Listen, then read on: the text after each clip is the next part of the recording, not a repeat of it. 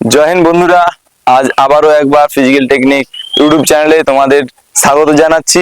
তো আজ আবার একটা নতুন ভিডিও নিয়ে এসেছি। তো তোমাদের যে রান গ্রোথ করার জন্য যে থাই পাওয়ার, প্রথমে যেটা দরকার থাই পাওয়ার না হলে তোমার রান গ্রোথ হবে না। তো থাই পাওয়ারের জন্য যে আজ ফিজিক্যাল টেকনিকগুলো তোমাদের দেখাবো, সেগুলো চলো দেখে নাও। প্রথম যে এক্সারসাইজ তোমাদের সামনে তুলে ধরবো সেটা হচ্ছে, প্রথমে বিশ্রাম পজিশনে পা রাখবে, হাত সামনে করে ওঠা বসা, ডাউন আপ ডাউন আপ। এভাবে তোমরা 10টা করে 5টা সেট মারবে। ওকে, তো সেকেন্ড এক্সারসাইজ হচ্ছে, প্রথমে ডান পা সামনে, হাত কোমরে লক করে এভাবে ডাউন আপ ডাউন আপ। এভাবে আবার পা চেঞ্জ করে ডাউন আপ ডাউন আপ। এভাবে 20টা করে তোমরা 5টা সেট করবে। এতেও থাই পাওয়ার খুব পাওয়া যায়।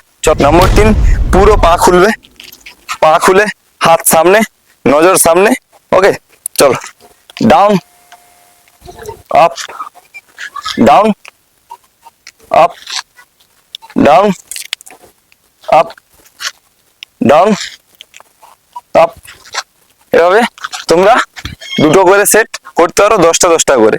ওকে, চলো নম্বর 4 তোমাদের যেটা রয়েছে সেটা হয়েছে, প্রথমে হাঁটু গেড়ে বসো, হাত কোমরে এভাবে down up down up down up. Okay, এভাবে তোমরা 10টা করে 10টা করে 2-3টে সেট মারতে পারো। ওকে, নম্বর 5 তোমাদের যেটা এক্সারসাইজ রয়েছে, এভাবে চেয়ারে পজিশনের মতো এভাবে করে হোল্ড করবে, কিছুক্ষণ হোল্ড করবে। কাউন্টিং করতে পারো তোমরা, 1 2 3 4 5 6 7 8 9 10 আপ। আবার 1 2 3 4 5 6 7 8 9 10 আপ।